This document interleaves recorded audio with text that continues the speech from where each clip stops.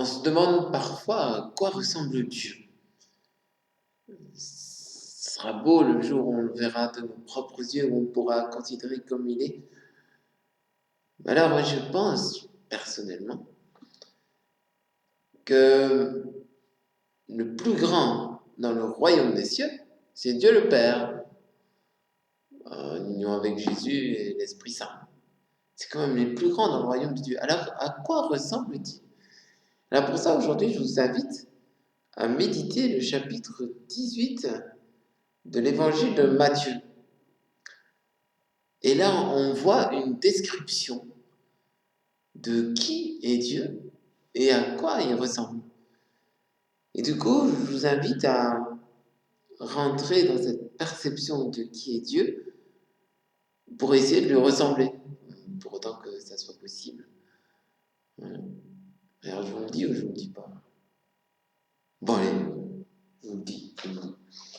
Alors, je prends mes lunettes. Voilà. Alors, qui donc est le plus grand dans le royaume des cieux? Vont demander les apôtres à Jésus. Appelant un petit enfant, moins de 7 ans. Il le plaça au milieu d'eux et leur dit, en vérité, je vous le déclare, si vous ne changez pas et ne devenez pas comme les enfants, non, vous n'entrerez pas dans le royaume des cieux. Celui-là donc qui se fera humble comme ce petit enfant, voilà le plus grand dans le royaume des cieux. Donc, Dieu est petit, humble, comme un petit enfant. Je crois en Dieu, le Père Tout-Puissant, Créateur du ciel et de la terre, humble et petit, comme un enfant. Hallucinant, hallucinant. D'autant plus que dans la vie spirituelle, c'est l'humilité qui précède la puissance. Ou pour dire autrement, c'est l'humilité qui rend la capacité d'accueillir l'humble absolu Dieu, qui est lui-même tout-puissant.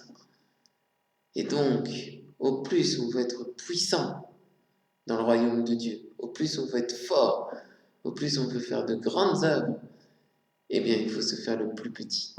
Celui qui veut faire de grandes choses doit se faire le dernier de tous et le plus humble. Celui qui veut être le plus grand doit se faire le plus petit.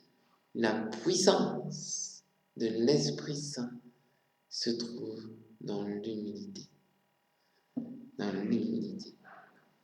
Alors du coup, je vous invite à méditer donc le chapitre 18 de l'évangile de Matthieu, à partir du verset 1 jusqu'au verset 5. Après, si vous voulez lire la suite, c'est pas mal non plus. Et c'est là qu'on peut faire des prières du genre Seigneur, je t'en prie, donne-moi, fais-moi, donne-moi, mets-moi une meule au cou et jette-moi à la mer, plutôt que de scandaliser un des petits qui sont les tiens, plutôt que de faire mal à un de ces petits qui sont les siens.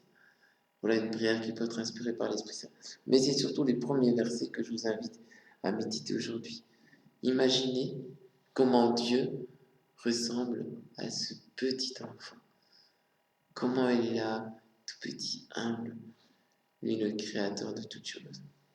Et l'intention du jour, si vous voulez bien, c'est de prier pour tous ceux qui sont malades et qui souffrent dans leur corps. Amen.